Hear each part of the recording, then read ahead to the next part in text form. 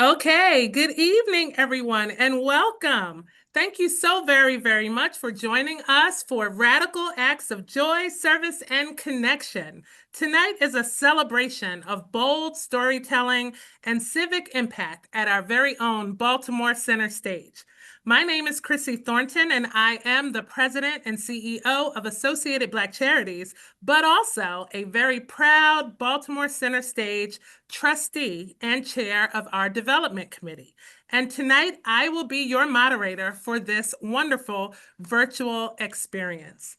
Whether you're a long-term or long-time supporter or joining us for the very first time, we are so glad that you're here. Tonight, you'll get a behind-the-scenes look at what is fueling Baltimore Center Stage's transformation, from reimagined access and education to world-class productions and workforce development. You'll meet the brilliant minds leading this work and discover how you can help shape what comes next. What I can tell you is that it is all extremely special. I want to thank you all again for joining us and hope that you are ready to get started. First, it is my honor to introduce a phenomenal leader whose steady hand and passionate heart guides our board. Please welcome on camera our board chair, Sandy Leota. Thank you, Chrissy. Good evening, everyone. I'm Sandy Leota, Chair of the Board of Trustees for Baltimore Center Stage, and I'm thrilled to be with you tonight. As board chair, I have the privilege of witnessing up close the incredible transformation taking place at BCS. Under the courageous leadership of our artistic director, Stevie Walker-Webb, our managing director, Adam Frank, and our producing director, Ken Matt Martin, Baltimore Center Stage is entering a new era, one that is fearless, community-rooted, and deeply aligned with justice. The innovations we've embraced, from legislative theater and juvenile justice programs to apprenticeship pipelines and national premieres, reflect a bold new standard of excellence in civic storytelling. Tonight, we'll take you on a deep dive into that work, into the joy, service, and connection at the heart of this theater's mission. And we do it with deep gratitude to our trustees, our staff, to our supporters, and to you for being here and considering how you might join us in writing this next act. To kick us off, we want you to hear directly from a few members of our board. In the video you're about to see, they'll share what excites them about where we are and where we're going. Thank you. Baltimore Center Stage has a truly eclectic and diverse board of trustees. We're a theater led by people of all cultures, ethnicities, and beliefs. We have unmatched pride in our commitment to our city, our county, and our state. So we invite you to say yes to making a meaningful impact to help us to continue all of the powerful and essential services we provide to the people who call Maryland home. From pop-up performances in nursing homes to accessible performances for the hearing and vision impaired, we say yes to making theater more enjoyable and accessible for everyone. We say heck yes to free matinee programs to young people, whether they are in private or public school. Yes to investing our time and expertise. Yes to creating space for the next generation of young artists. Yes to giving our dollars and donations. Absolutely yes to sold-out world premieres. Yes to our juvenile justice theater program, which uses art to amplify student voices who deserve access to empowering theater experiences. Yes to free playwriting programs across the city of Baltimore for public school kids. Yes to revitalize classics. Yes to award-winning productions on our stage. Yes to pouring our passion and our love into BCS. We invite you to say yes to making a meaningful impact. Help us continue all the powerful and essential services we provide to the people who call Maryland home. Say yes to our Next Act campaign. Yes! Yes! Yes! And yes to the Baltimore Center Stage. We can assume you would understand how excited we all are to dig into the details of the next act. Because really, this is more than a campaign. It's a call to action. What if you combined outrageously excellent theater with radical social justice? What if you combined all of that with a deep community compassion and real economic empowerment? And what if you use the stage not just to perform, but to heal, to teach, to employ, and to transform? The next act is where that vision comes alive. It's about equity, access, excellence, and community, all working together to create something bold, something urgent, and something rooted right here in Baltimore. And at the center of it all is an artistic visionary with a national reputation and a deep love for our city.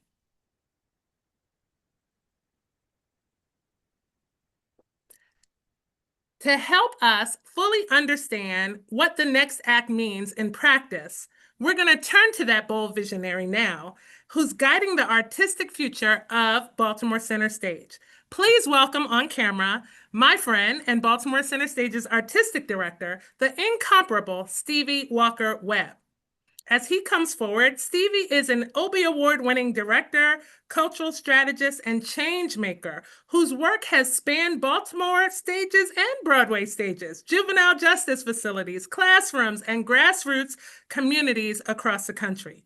Stevie is not only a nationally acclaimed theater maker, he's also a fierce advocate for justice and storytelling as a tool for liberation. And we're proud to call him not just a leader at Baltimore Center Stage, but also a board member at Associated Black Charities, where he continues here with us to champion equity, opportunity, and justice. And with every project he touches, Stevie brings a radical imagination for what's possible when art and purpose collide. So give it up for Stevie. Put some congratulations in the chat. Stevie, the floor is yours.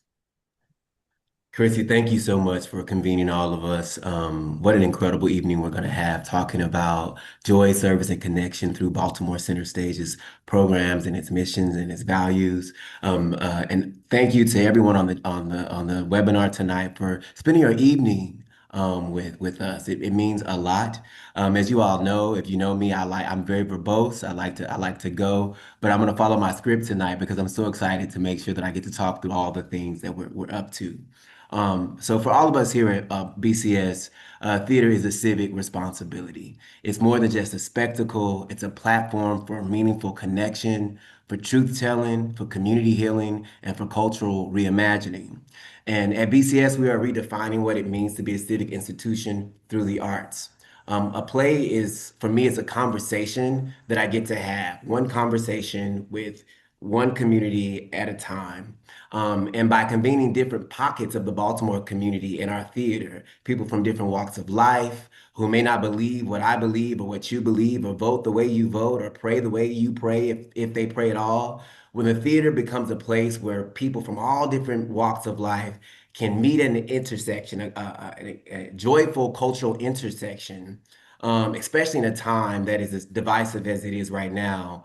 I believe that the healing of that togetherness, the shared experience of us seeing each other through the stories that are on our stage, can really create a better city, and a better way of experiencing who we are in the world. So BCS is about radical imagination and making real world impact.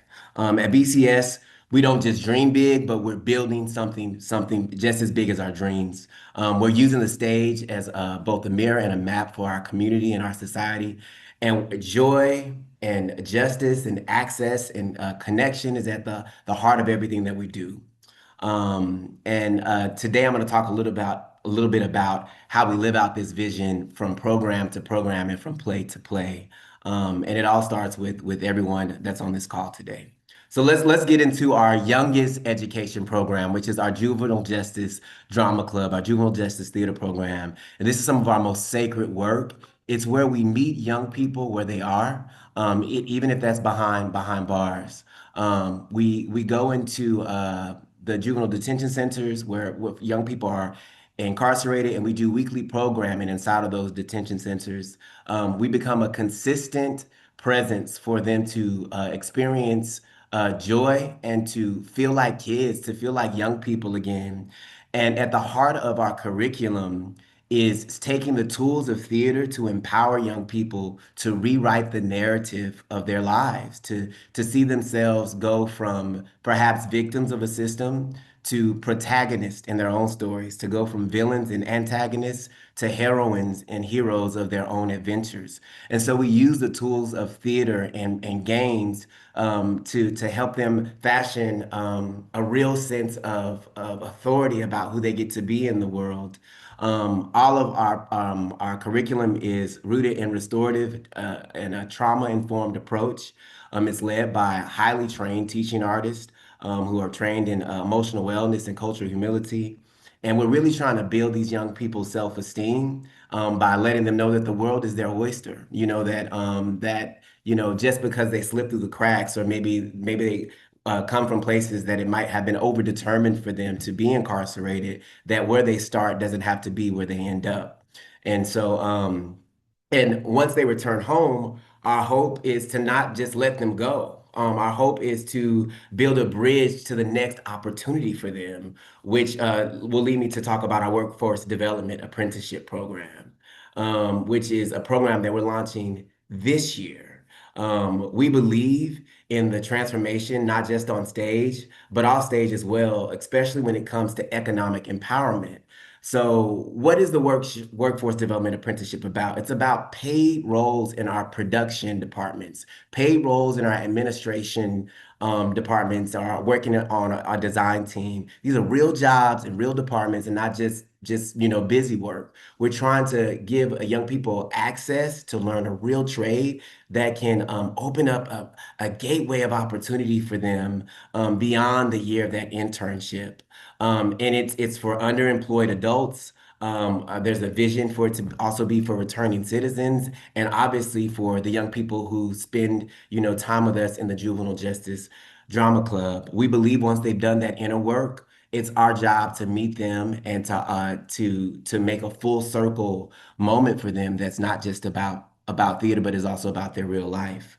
But even before young people enter our workforce, we are going behind bars to love on them and to help grow them. So you have our Juvenile Justice Drama Club, you have our Workforce Apprenticeship Program, and then the thing that gives me the most joy, oh my goodness, is our Young Playwrights Festival and our student matinees and our virtual student matinees. BCS has always been a place where young voices matter, and we got the receipts. I mean, we have one of the oldest, quite possibly the oldest Young Playwrights Festival in the nation. Last year, we celebrated 40 years of our flagship education program. And with our student matinee program, hundreds and hundreds and hundreds of students are essentially able to access a free theater and to be able to access a free field trip. So the BCS pays for the buses, and we're able to bus students in from all over the city. We obviously we target Title I schools because we find that Title I schools often have the least amount of access to the arts, and so we target Title I schools, and for hundreds of young people every year, they get their first professional theatrical experience sitting at the Head Theater or sitting in our Pearl Stone Theater, watching these world-class premieres. And from our Young Playwrights Festival specifically, though, many of our alumni go on to professional careers in the arts. And so our Young Playwrights Festival is the program. It's a year-round school program where we go into schools, again, Title I schools, and we offer free arts curriculum, free playwriting curriculum. So this is, again, curriculum that's focused on social emotional learning, that's about boosting literacy levels and about giving young people a real access to the arts in a meaningful way, giving them the power of the pen so that they're the authors of their own stories.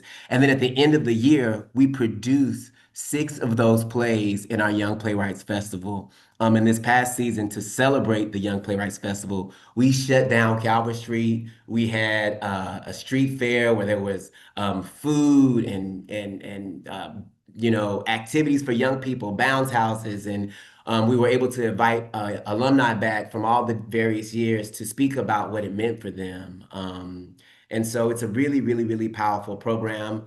Our virtual student matinee library is about making access to the arts for people all over the state of Maryland, young people all over the state of Maryland. So the young people who live in far western Maryland or far southern Maryland are able to log into our virtual student matinee library and access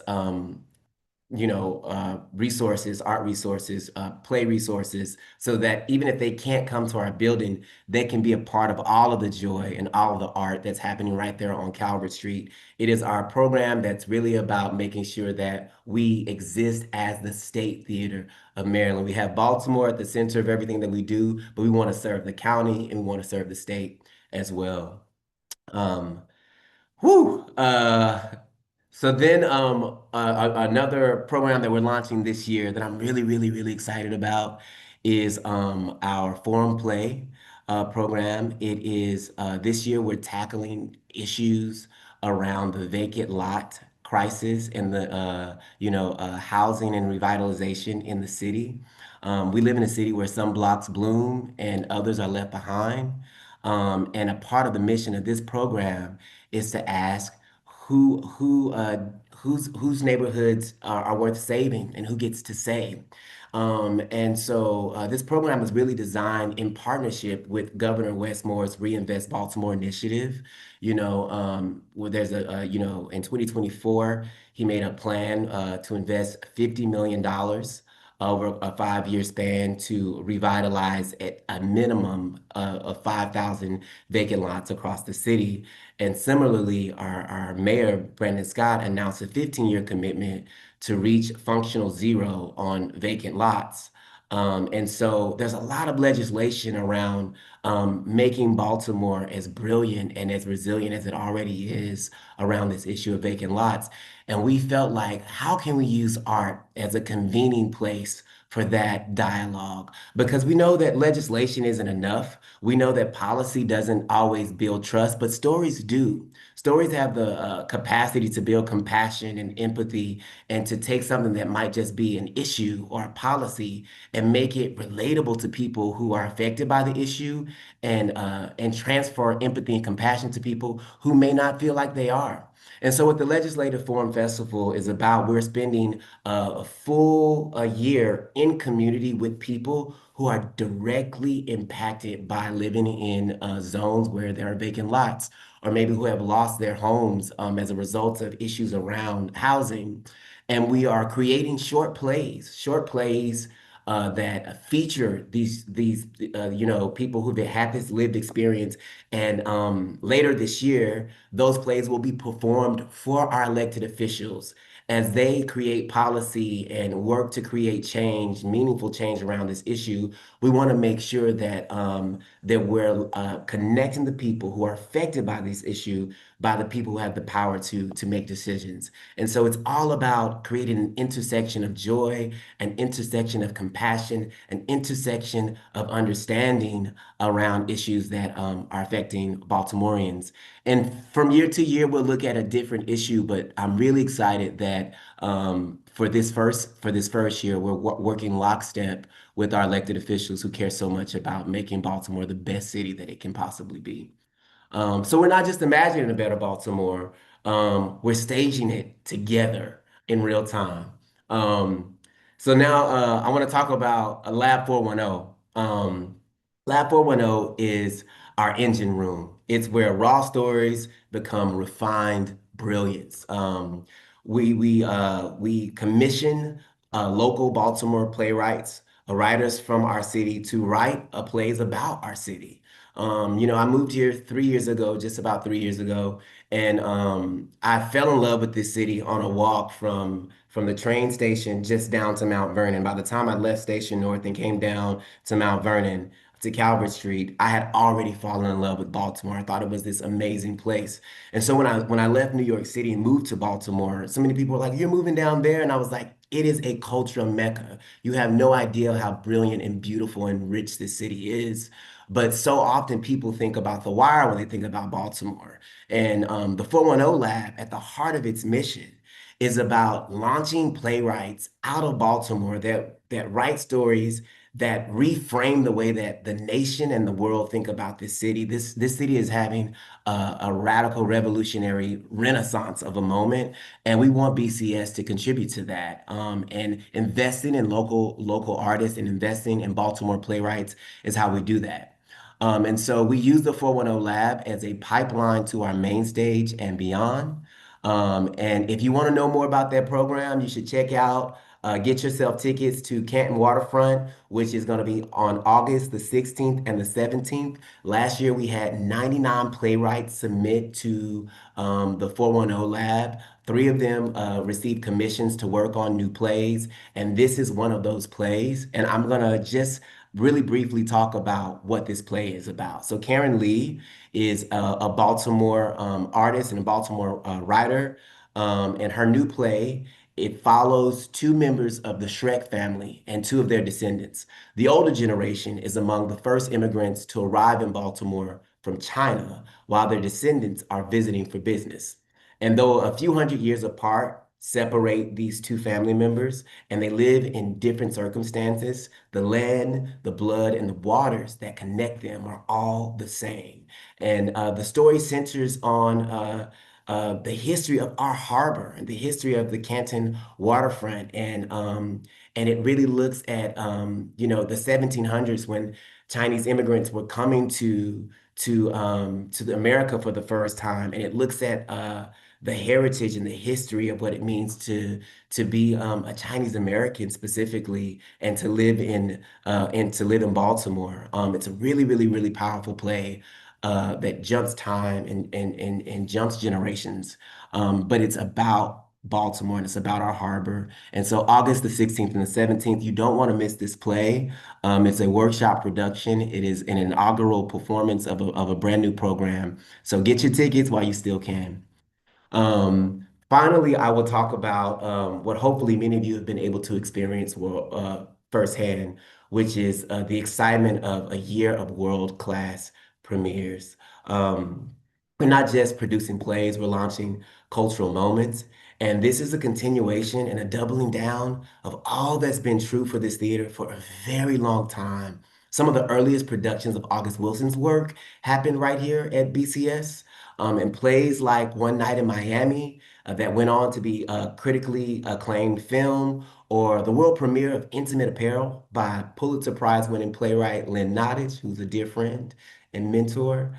This theater has been a home for brave new voices for decades, and I'm proud to add to that incredible heritage for a new generation of writers like Jordan Cooper, who is the youngest playwright to ever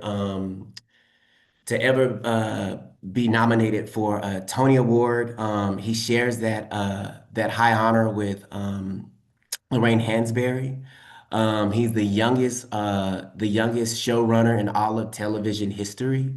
He is a showrunner for his own show, The Miss Pat Show, that he executive produces with Miss Pat. And many of you hopefully were able to see the world premiere of his play, Oh Happy Day, which was this vibrant, unapologetic play that's making its way to Broadway. It was so good that the Public Theater is opening their season with it in New York City off Broadway in just a few weeks, actually. And then we closed our season with John Wilkes Booth, One Night Only, which was written by 8-time Emmy Award winning writer Matthew Weiner, who is from Baltimore, went to elementary school here in Baltimore. And John Wilkes Booth is going to be making his New York premiere later this year at Seaview Theater, right there in the heart of the theater district, right there in Times Square. It got its world premiere in Baltimore. It's about Maryland. And then also we have a third play that will be in New York City this year called Mexodus, which was just knock your socks off. Some of the most incredible artistic work I've ever seen. Brian Quijada and Nigel D. Robinson, which will be off Broadway in the downtown theater scene at the Audible Theater.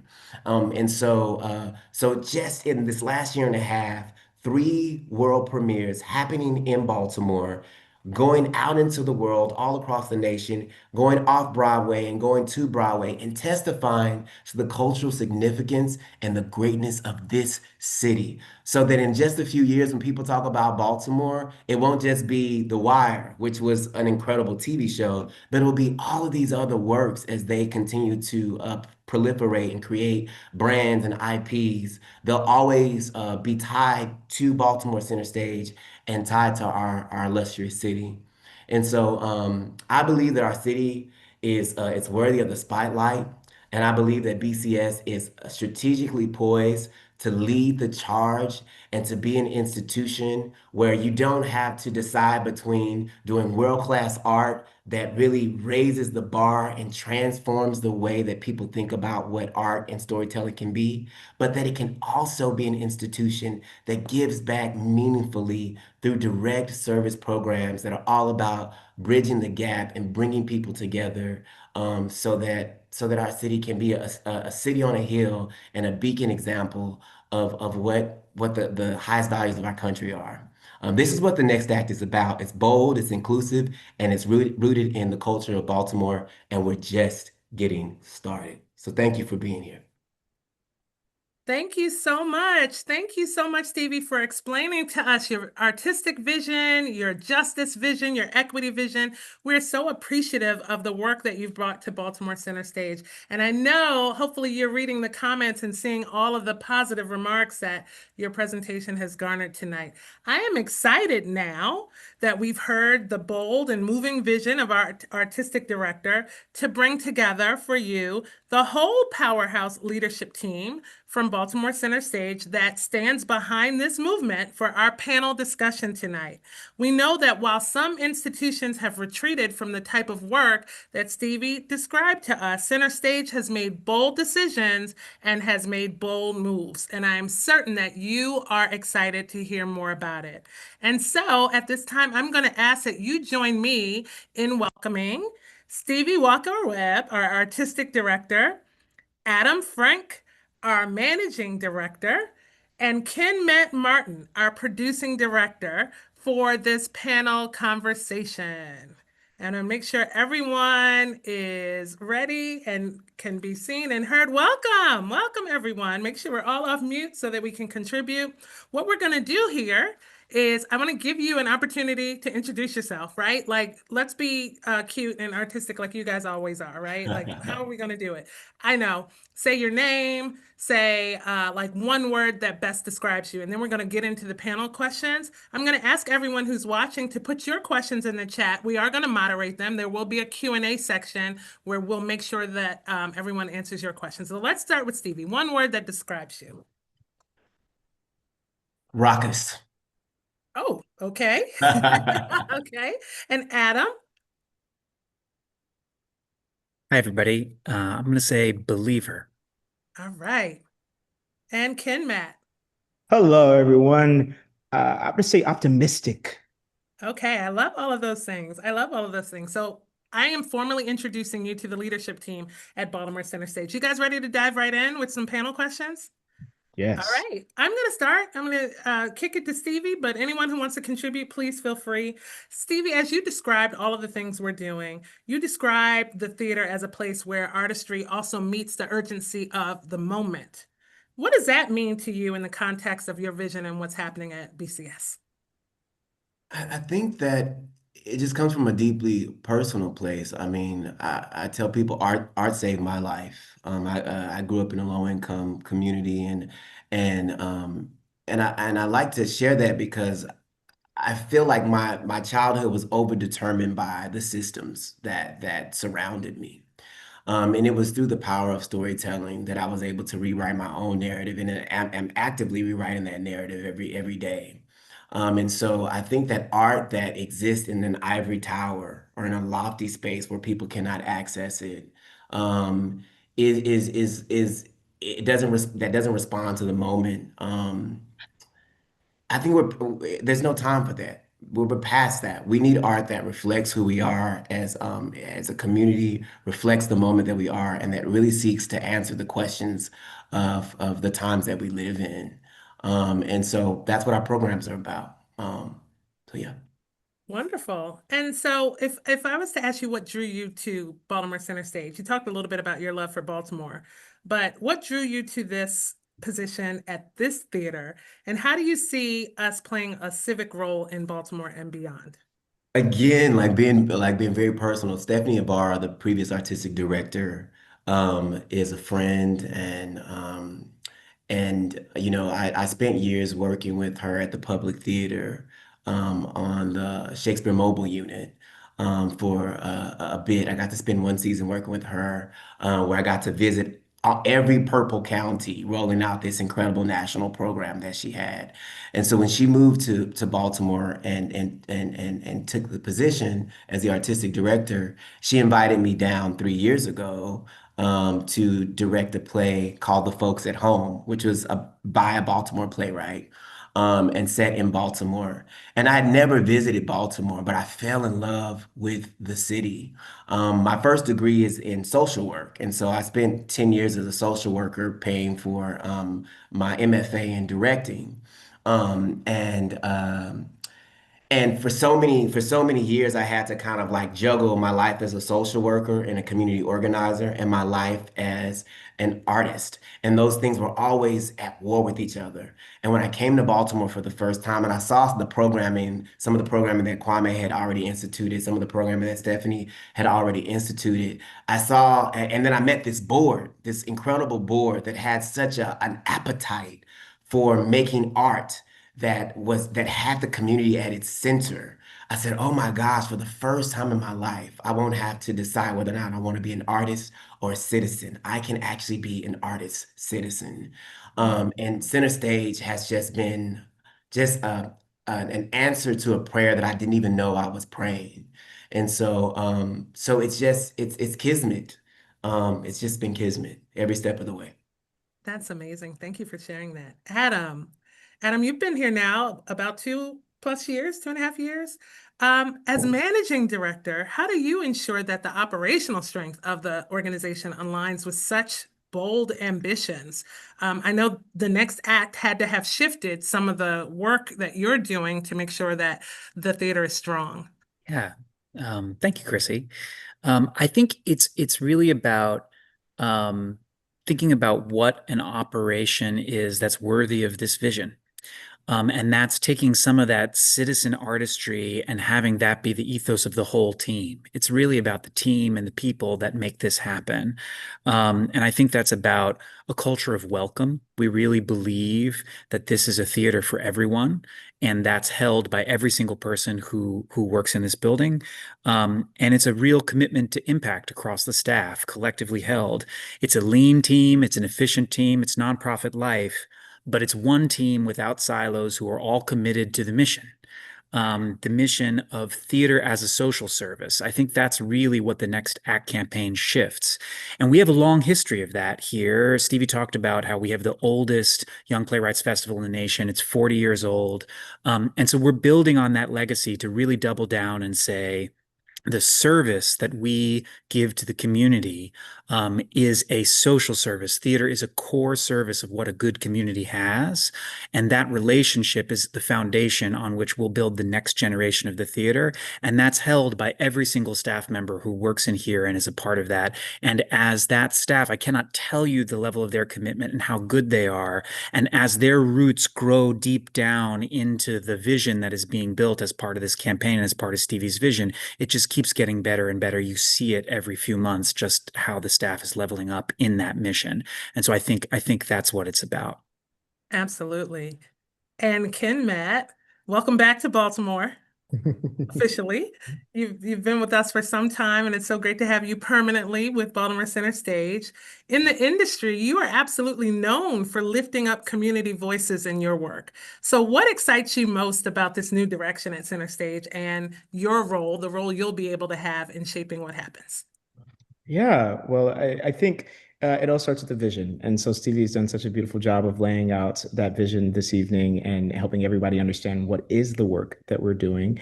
And then, as Adam just said, as you think about then how does the entire institution and the structure, right, that you need to be able to support that? How does everyone, every single team member show up?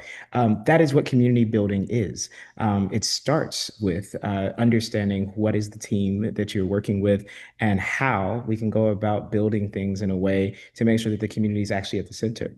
And so, as a producer, and in my title and in my role as producing director, and people often ask me, like, well, what does that title mean? And it quite literally is exactly what it sounds like, right? Like, I'm producing many, many things by way of working very, very closely and collaboratively with Stevie, with Adam, with the entire staff to ensure that every single event that we have is still actually still functioning in the way that Stevie just laid out in terms of the ethos and the center of the vision that we have to make sure that we are centering joy, that we're centering service, and that we're centering connection in everything that we do. So that's from the way that we welcome an artist to Baltimore for the first time, all the way down to the way that we welcome patrons in the door, and the ways in which that we think about how we are setting them up to be able to come into a space that's clear that this is their theater. Often when we do welcomes and we welcome people into the theater, I like to say, welcome home, welcome to your state theater of Maryland. And that's something that I always like to say first and foremost when we're welcoming audiences in, even for performance. And so that's at the center of what we do. And it also literally bleeds into how we even produce the show and welcome artists into the space.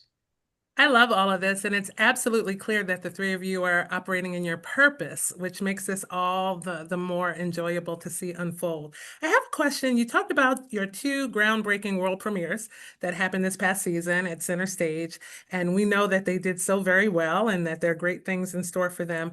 How are you all striking a balance between producing this world-class theater that is meant to have legs and move on and to tour and go to Broadway, but also being deeply grounded in the local Baltimore and Maryland community? Yeah. I can jump in, Stevie, and then we can maybe tag team a bit. I think there's two really great examples if you utilize both Oh Happy Day and John Wilkes Booth.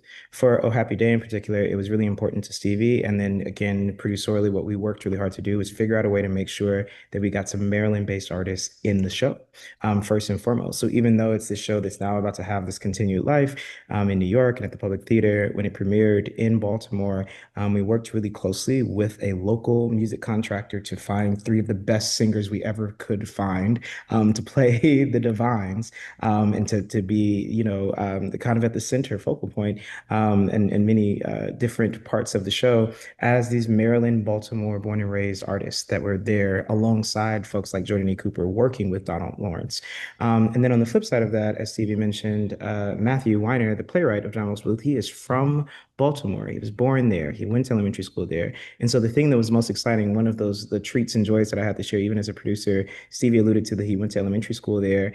Matthew and I got to go spend a day where I took him back to his elementary school for the first Wow. time. For like the first time, and I won't tell his age, but it was over 50 years. Um, and and it was a really special treat for him to sit there and be like, wait, I remember that this is a place where I fell in love with storytelling and with the theater. And he got to talk about that a little bit in an article that eventually ran in the Washington Post and in the Banner and in the Sun. But that's also still community making because he got to also meet with, so he did these big fancy interviews and then he interviewed with the student paper. And those students got to ask him questions about what does it mean to win Emmys and to show run and to write a play.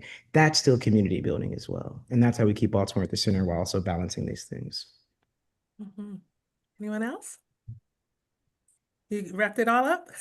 Well, I'm going to go off script as if you didn't expect that this would happen at some point tonight and talk a little bit about arts access. I mean, I think all three of you in many ways have been such strong advocates to make sure that not only does everyone have access to arts, but everyone can see themselves in the art and see themselves and their lived experience reflected in the art. So tell me, what does arts access look to you, either of you, in 2025 and beyond?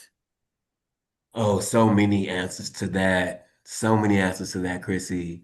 There's one program that we had that we didn't profile called the Pop-Up Play. And the Pop-Up Play is this incredible program that is really about access. One of the best evenings that I had last December was taking songs from Black Nativity to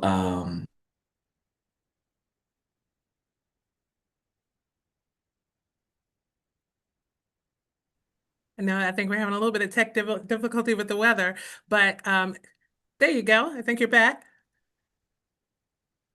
I was speaking about taking cuts from Black Nativity to a nursing home out in the county.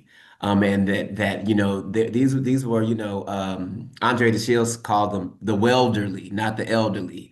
Our welderly patrons who couldn't come down to the theater and experience, a holiday show with us. We took it to them, So sometimes access is about like quite literally physical access. Sometimes it's about economic access. So, we have a community night where it's pretty much pay what you can. There's a $5 suggested ticket price, but it's really pay what you can. They're my favorite nights in the theater, probably second to the student matinees. But when you go to community night and you have community vendors from all over the city vending in hour, and they don't have to pay anything. They just come in, they set up their tables, and they're able to, to sell their art, to sell whatever they've created to the community. And then you have people from all over the city. You have people who they know they can afford their full ticket price, but they still want the energy of a community night, so they come on in anyway. And then you have people who generally would not be able to see the show without a community night.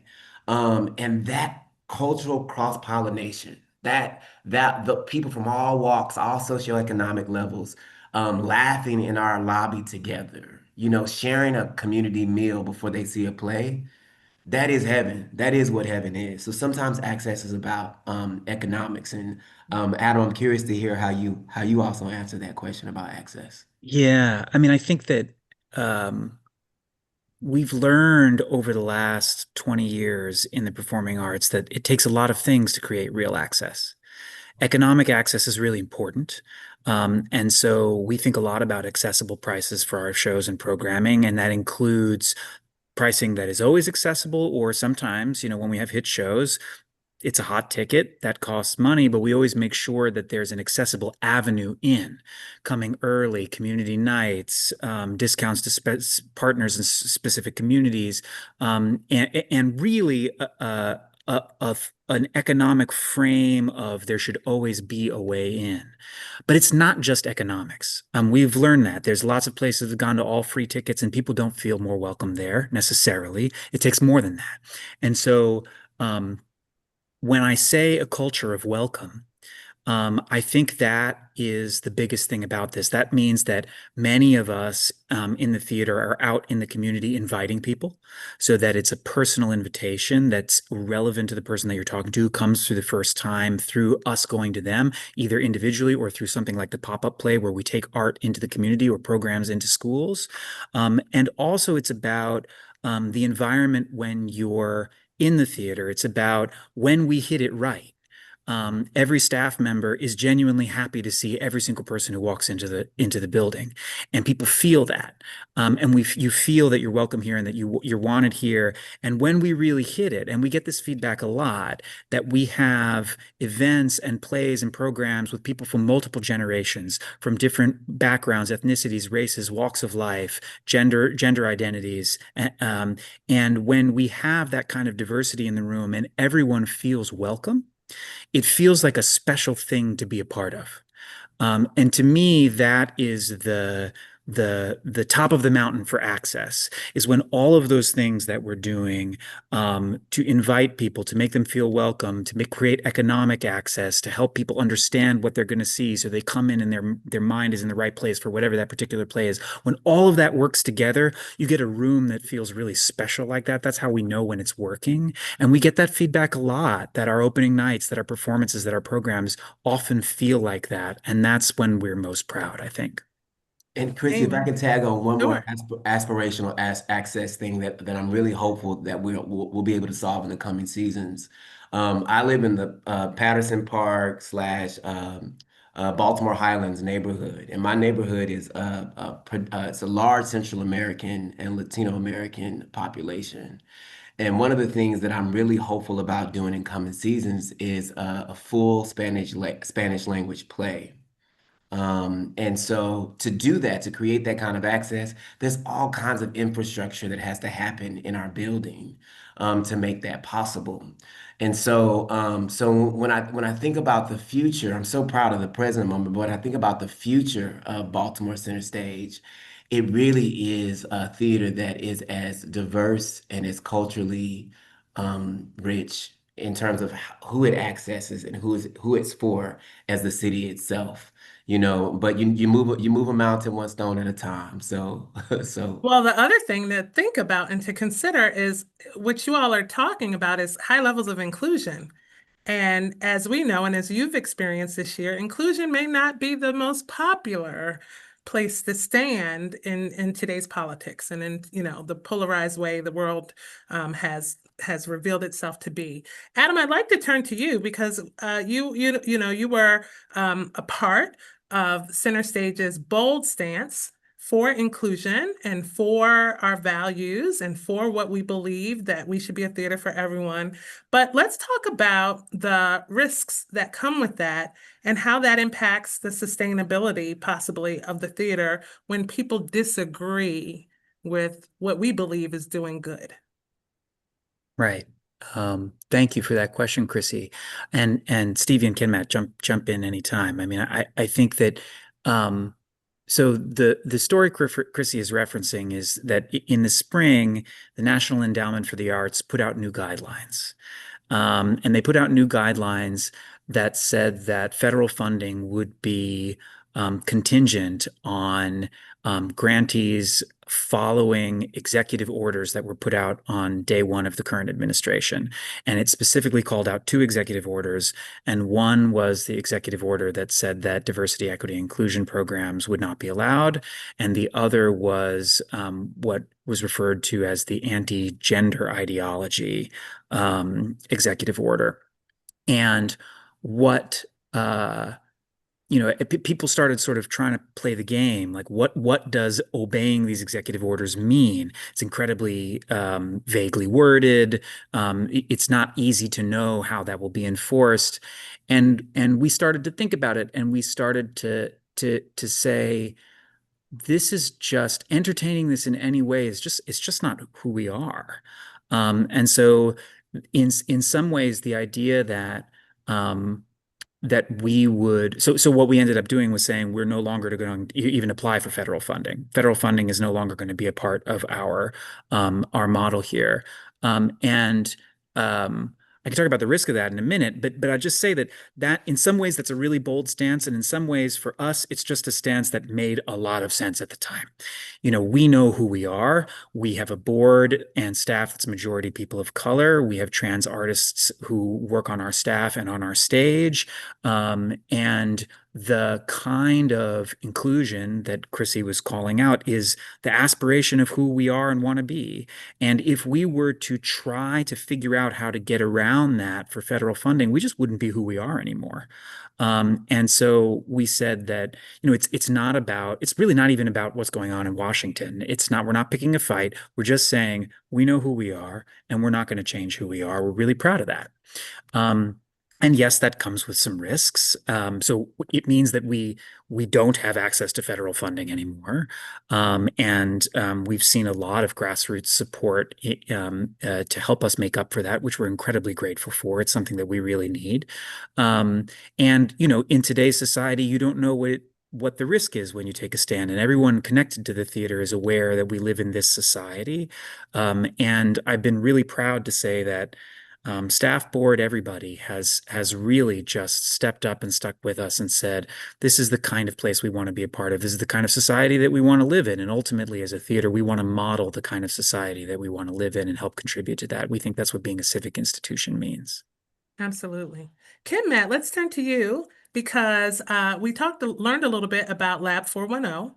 And as we learned about it, we learned about the wonderful Baltimore and Maryland emerging playwrights that have had the opportunity to present their work to center stage, and us making an investment in not just their work, but them. Why is that so important for emerging artists to have opportunities like that? Yeah, I mean, crucial and key in terms of what is the ability to do exactly what Adam just said. We had our first production meeting actually earlier today, Stevie and I, with the full production team about the workshop production of Kenton Waterfront that we're getting ready to present here in just a couple of weeks.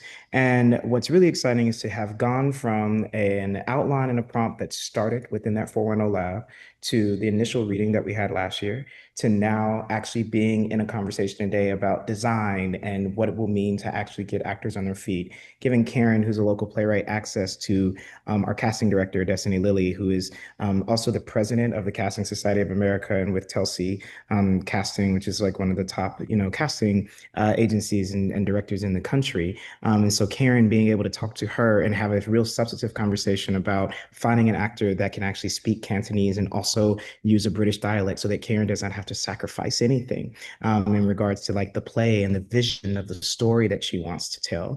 And so being able to provide those types of opportunities to artists, period, but especially emerging artists, artists who are based in Baltimore, that's at the core of our mission and what we do. And it also speaks to exactly what Adam said earlier about the importance of we are not compromising in terms of ensuring that we are also an inclusive institution. There is room for us to have the play about the British dialect needing Cantonese speaking, actors and family, and at the same time, a family based in the South, like the family in Oh Happy Day, to a story about John Wilkes Booth, one of our greatest villains, who, like as Stevie always says, we learn more about our country by way of looking at our villains than we do our heroes. But also the key thing, even though Matthew is highly decorated, Matthew Weiner, the playwright of John Wilkes Booth, because of his work in TV and everything else, it was still his first play. So even he is an emerging playwright at the end of the day as well. And so that's a wide-ranging kind of inclusive mission in terms of like what is the commitment to artistry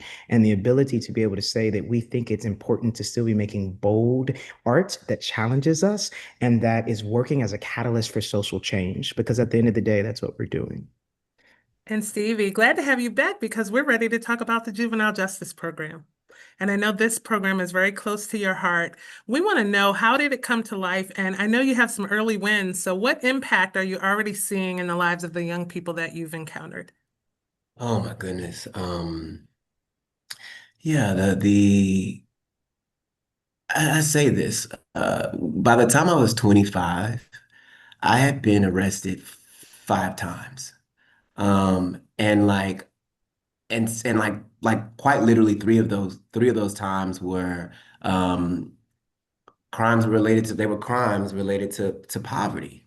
One time I was arrested because I had a busted tail light, and I just couldn't afford to get I was in college. I didn't have a lot of money. I was driving a hoopty, and I couldn't afford to fix that tail light. I was like, go to work or not. And but the I say this to say that I have a long history with the carceral state in this country and the prison industrial complex from a personal experience. Um, and so when I moved to Baltimore, I couldn't turn on the news without hearing about the rise in juvenile crime. And my heart was broken because I was, you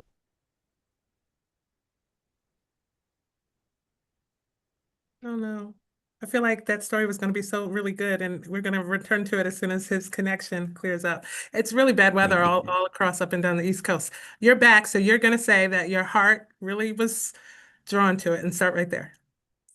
My heart was drawn to it, and the thing that and Kimad, if I get frozen again, I would love for you to maybe talk about the ways in which Aquila and the Bee, and that the young people from Baltimore School for the Arts, one of our crown jewel education institutions, how they were able to teach the teaching artists who go into our juvenile justice drama club a game that we then were able to take into the juvenile detention center. And that game spread like wildfire. So like young people who we weren't even interacting with yet, by the time we got to their unit, they were already playing this game. And for the young people to say to us, I had a young man tell me, a 14-year-old young man tell me, that this was the first time he felt like he actually felt like he was a kid, that he felt like he was really what he was saying, that I felt like a human. And because these young people are adultified in ways. And then they make decisions. They try to make adult decisions. And it's just to be able to take a simple game from BSA into the juvenile detention center and for it to create a space of radical joy. Um, and you know it's taken us a long time to get our information, BCS's information, put into their exit packet so that when they leave the juvenile detention center, that we can become a resource for them, a way to point them to other things. Because often what happens is these young people slip through the cracks and they get access to more resources when they're incarcerated than when they return to their community. So they come back to their communities and the structures and the resources that they have there are gone because they're going back into the same environments and types of situations that what I say overdetermine their incarceration to begin with. And so building out the workforce apprenticeship program and taking art into the juvenile justice drama club. How do we shift the narrative around juvenile incarceration? How do we combat the fact that we're leading the nation in that that we rank consistently at the top? I don't know if getting tough on crime is going to be the solution. I think we have to look at it from a holistic approach and try to really pour resources into the people who have been historically and systemically divested in. And so like and I can't change the world, but I can go play a couple of games and I can give someone some tools to become agents of change in their own lives. And that's what that's about. And so anyone investing in the Next Act campaign that's making that a little bit more possible from the bottom of my heart, from someone who's experienced incarceration wrongfully and knows what it does to the human spirit. Thank you for empowering us to be an agent of change in our community. It means everything. Thank you so much for that. We're going to start to wind down to the Q&A, but before that, just a couple more questions for you all. I want to remind those who are with us, if you have questions, put them in the Q&A so that when we get to that open discussion part, we can make sure your questions are answered. A couple of people have asked about recording. We are recording, and so we will be able to share this externally. I want to talk a little bit more about those world premieres that we had at Center Stage and how we've talked about their transferring to New York, on Broadway, off Broadway, and the importance of them premiering in Baltimore and then moving to those venues. Can Matt? Yeah, I could jump in. I mean, I think the thing that's very exciting is that, as Stevie said earlier, we will have quite a few shows in New York next year.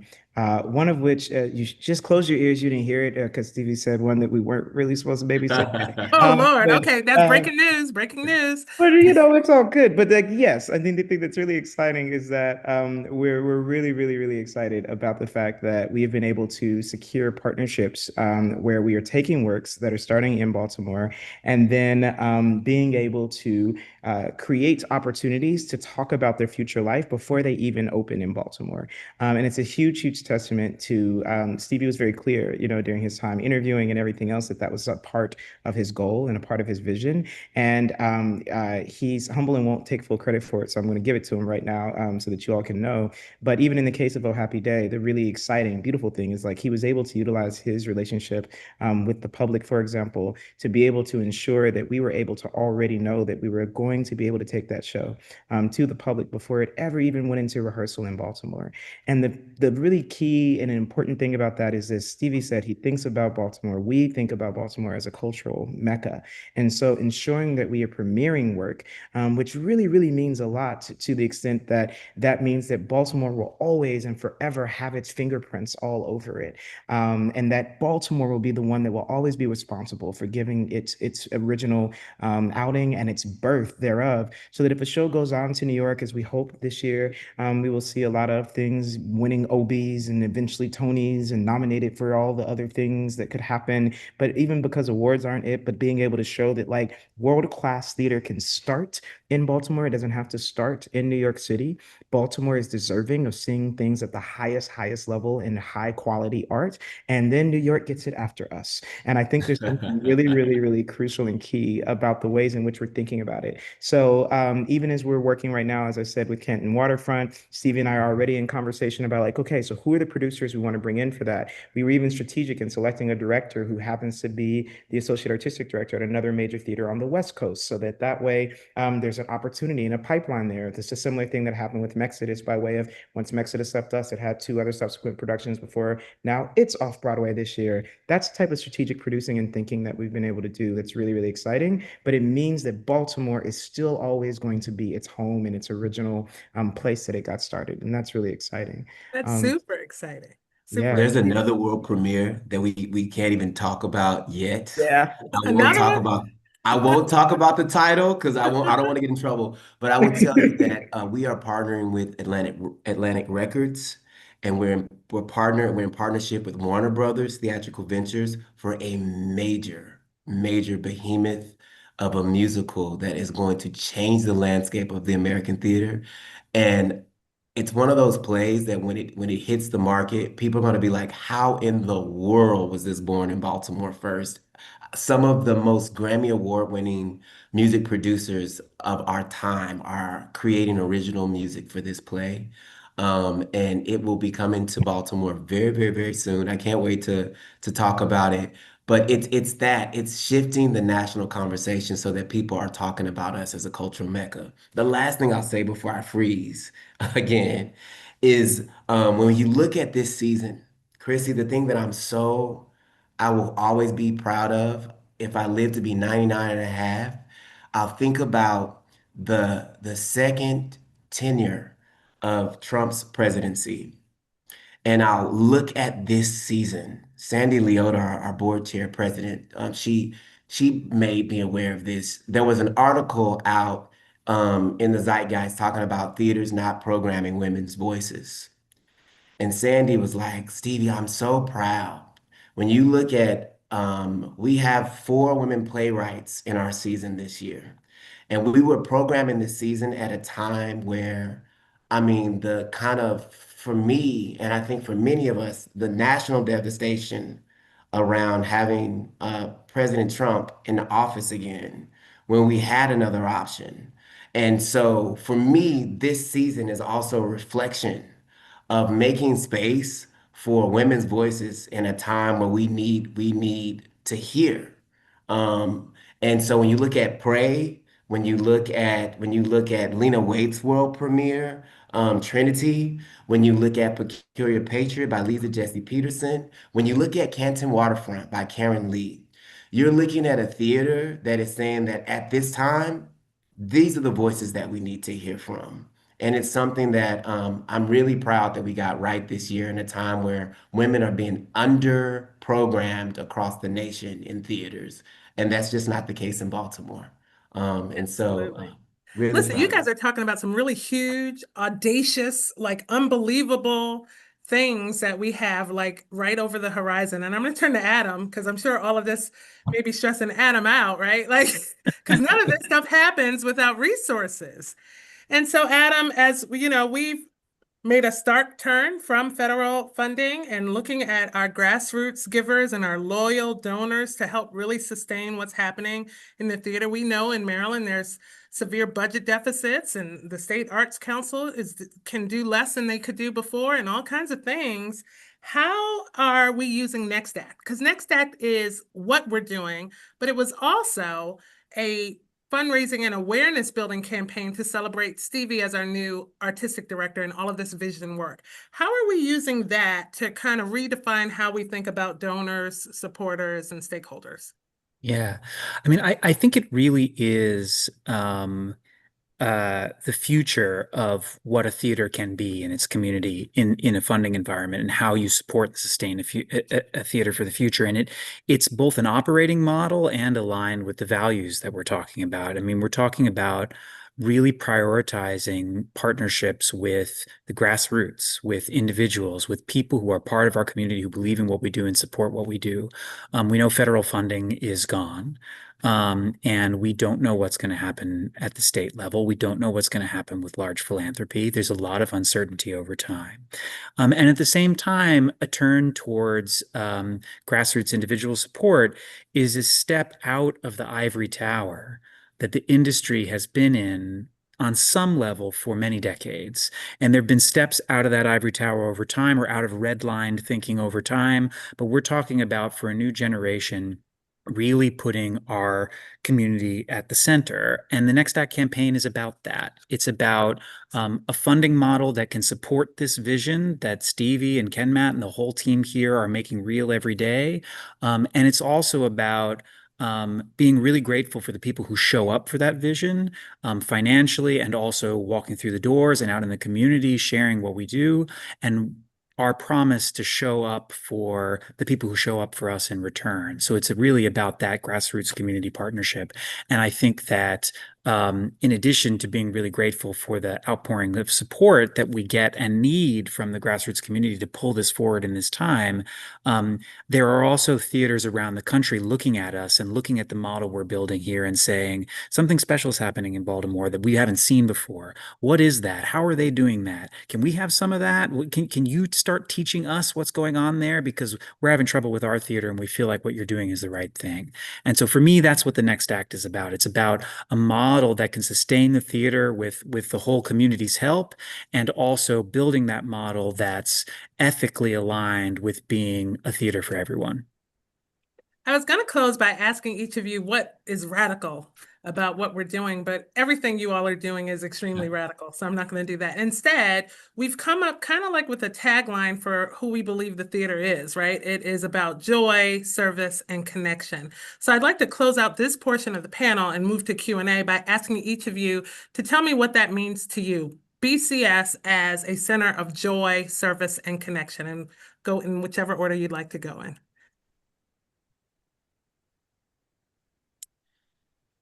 I'll go fast and just say that I've talked a lot about the values of that, but if I were to say there's one day that feels like that the most to me, that is something we haven't talked about yet, it's that we have a matinee in every performance now that's becoming a multi-generational matinee, where half the seats are for students that we bring in for schools, and half the seats on Wednesday at noon are for primarily senior citizens who are free and retired and not working at that time and coming.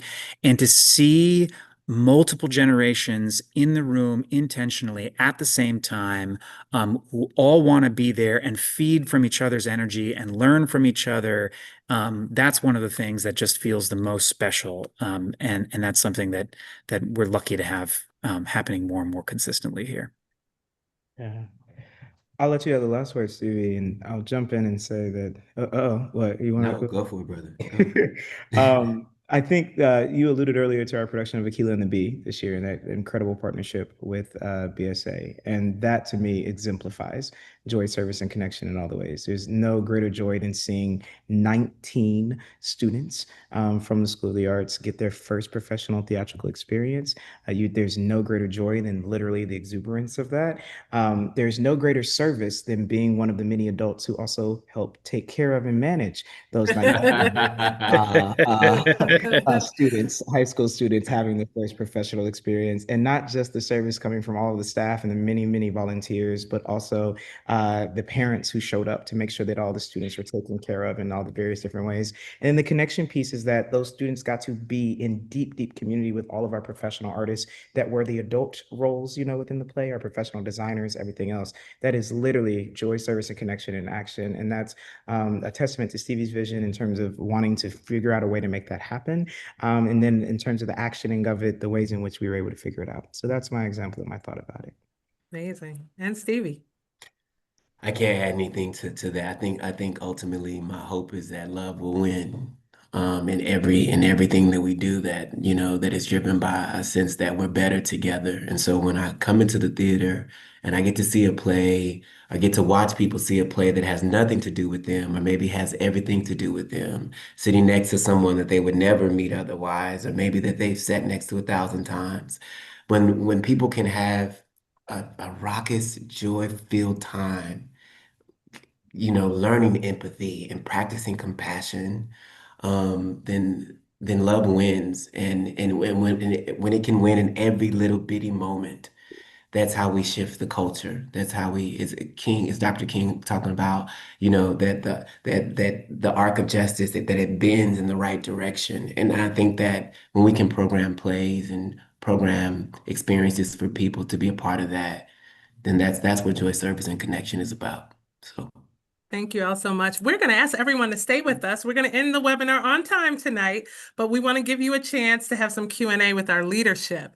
And so this has been such an inspiring conversation. These are dynamic people, but now we want to hear from you and hear some of your questions. Some people have already put some in the Q&A that we'll navigate, but please take this moment, if you haven't, to use either the chat or the Q&A to send in your questions, and we'll do our best to get through as many as we can to keep our dialogue flowing. I know I saw one in the chat earlier. There was someone who said they love Center Stage, they want to be more involved, but they live in Washington County, so far out. We are the State Theater of Maryland. How can there be more outreach, was the question, to be more inclusive of those kind of outlying counties? So for young people specifically, and again, if I freeze someone, get in here and start talking about the virtual student matinee library. But for young people specifically, we really are wanting to roll out and to continue to expand our virtual student matinee library, so that if you're at a school, no matter where you are in the state of Maryland, you can access our programming. At the pop-up play for me, the full blown out version of the pop-up play, and it's only a year old, it's a baby program. But the full version of that would be that eventually we can take abridged versions of what we're creating on our main stage at Calvert Street to communities that are outside of the immediate reach of the theater. And that we can create satellite programming in that way, so that ever so often, even if you live far away, you can say, I have a connection to this theater because maybe my child or my student is accessing their virtual student matinee library, and once a year they come out and they perform a 10 or 15-minute version of the production. So I wanna come into the city and see what's going on firsthand. But those are two programs that are really designed to as they roll out, to answer that question of how do we invite everyone in no matter where they are. Okay, and earlier you talked about vacant housing being part of the legislative theater strategy that you're focused on this year. A question in the Q&A asks, were you including just vacant lots, or are you also talking about abandoned houses? So those stories are being, there's a group of about 10 Baltimore residents who are have been affected by these issues across a range of experience. Some people have lost their homes. Some people have lived in communities where there are vacant lots and have had the effects of that. They're so like the specificity that lived experience. If you're trying to improve your property, but all the lots are vacant. I heard there's a story about an elderly woman who literally just had to give up she was the last house on the block, and she had to just give up her home for quality of life issues, and she just kind of felt abandoned and lost by the city in some ways.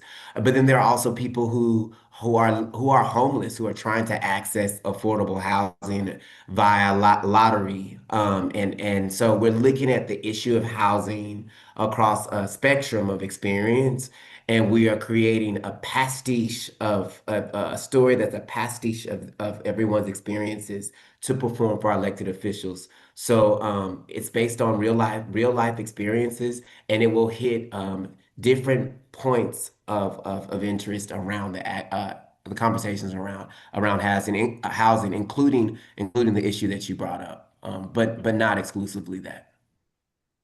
And there's a question as to how much of our budget has included federal funding. And I know you may want to answer that from federal and some of the state losses that hits that we've taken too. Sure. So government funding pre-COVID could be 10 to 14% of our budget. Total now, that's more like 2 to 5%, depending on what you're looking at and what the year is. Federal funding, the annual NEA grant, which is a project basis, between $30,000 and $100,000, something like that. But there's also been a series of government declines in different categories over the years. It just ain't what it used to be. And so more and more, I'd like to see this country be a country that really invests in the arts and culture as a carrier of what democracy is. I believe in that really strongly and want to advocate for that at every government level. But in the meantime, more and more of what we do is we need to replace that decline with other sources, and we're grateful for the people who have stood in the gap. Mm-hmm. There's just a comment in the questions that someone is involved with Build, and we know Build does great work in Baltimore community around vacant housing strategy. And so just a mention that this is a cool adjacent program that you have. There's a question as to how you have a lot of stuff going on, a lot of programming. How are you building connections between all of the different people participating in that wide range of programs? Or are you? Or do you want to? I want to shout out Build real quick. George Hopkins and Build. Um, uh, as we roll the program out, George will sit on the panel and be a part of the dialogue and the talk back on the day that we share these stories with the community and with our elected officials. And there are a lot of organizations that are already working at the intersection that we're convening. So one of the things that we're really careful to do with some of our direct service programs or programs that are about issues is to see who in the community are already tackling these issues and how do we partner with those organizations so that we can be a convener, because we know we can't. We're artists. At the end of the day, we can convene and we can build empathy, but our job isn't always to advocates and artists. Our jobs is not to be policymakers and things like that. And so I just wanted to shout out Build and to tag onto that question, Chrissy, of how are we creating kind of a space for everyone to come into the middle. I will say that opening nights, there are two nights that are, community nights. I tease when I say people who can afford the ticket, but they still come. I love that they still come because it does become a convening space for people who parents who, are BSA students, they have BSA students, or, parents who have young people who are in our juvenile justice drama club, or, people who are in our 410 lab, artists who are in our 410 lab, or participants in our legislative forum theater festival. People come in to opening nights and to community nights, and they get to meet can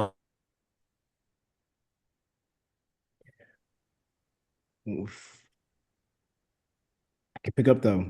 They come into our opening nights and our community nights, and they get to meet all of the incredible artists, as well as the other vendors and people that are also scheduled to be there often, that otherwise wouldn't get a chance to intersect, or otherwise won't get a chance to interact with each other.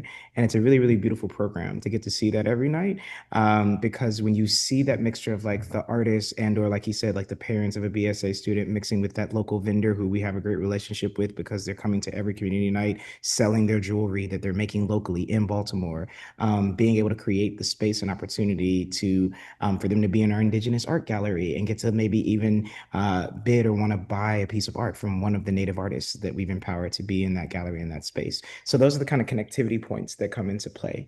And then in addition to that, we have other kind of connectivity points that happen just naturally by way of, because we have our professional staffers who are often working as the literal kind kind of like connector between all of these different programs and events.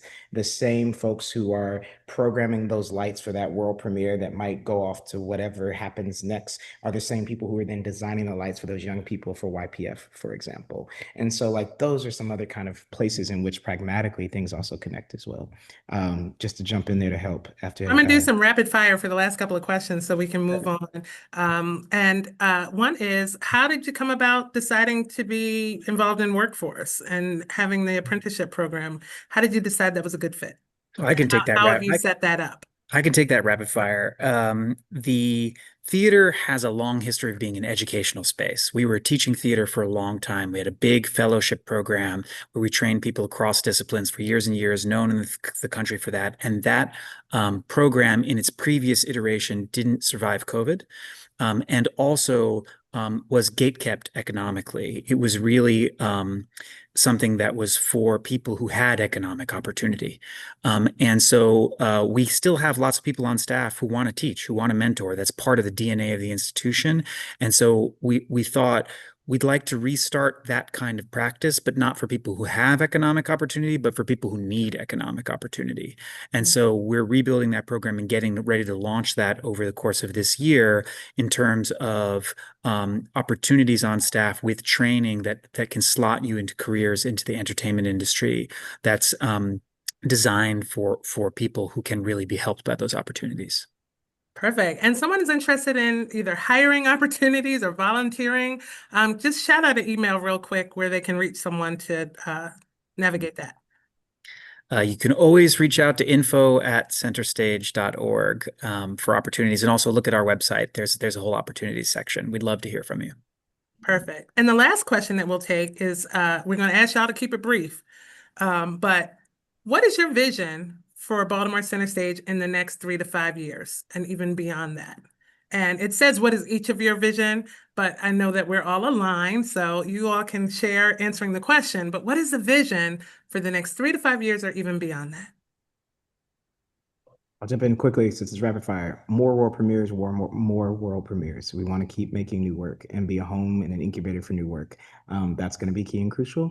And then the big bold vision, I'm just going to say it because we've been saying it in a few places, so I'll say it here amongst these intimate group of friends, right? We want to win a regional Tony.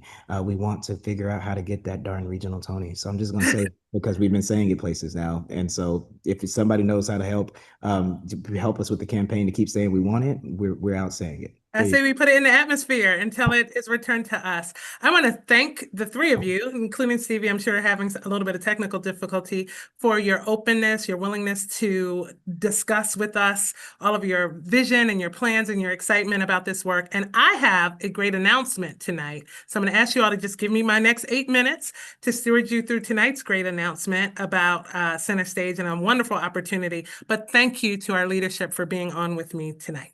Thank you so much.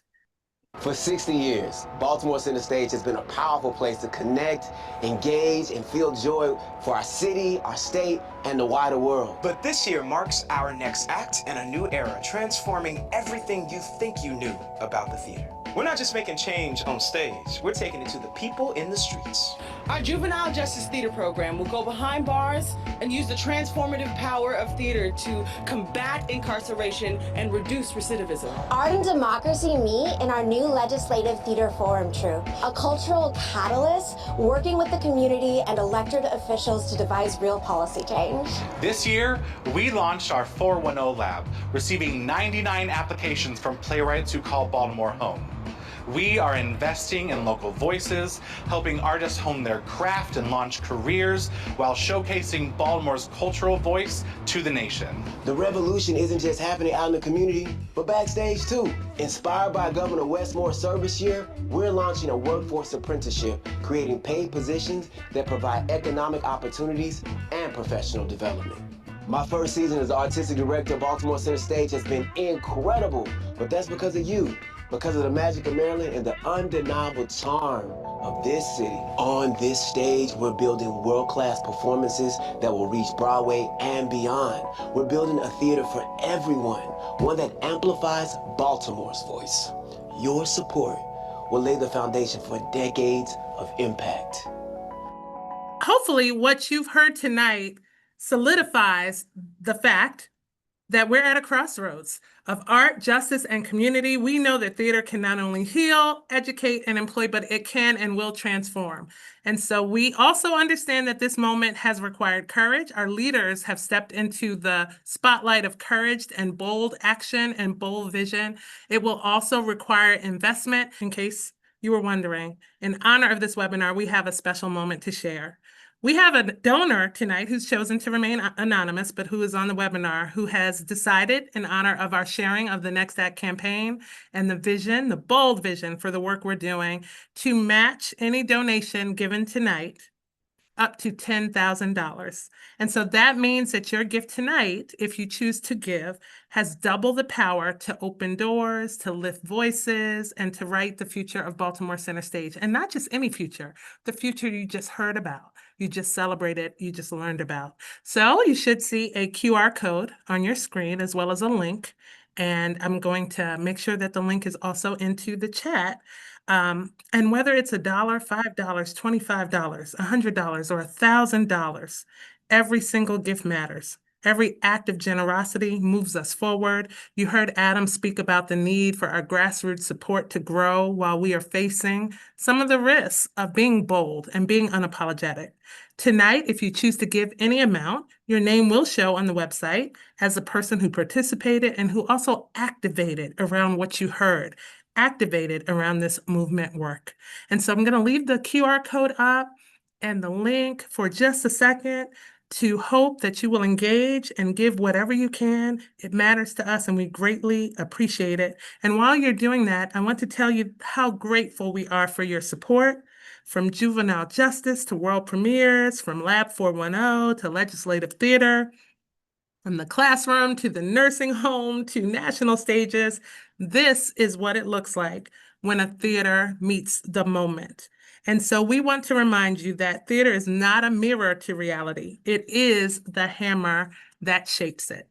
Hopefully you're able to engage with us and to give. I want to thank you for shaping the future of Baltimore Center Stage with us. Stay connected, and thank you truly for believing in the work we're doing and believing in the next act.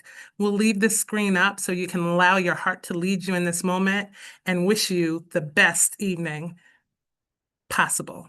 Thanks so much.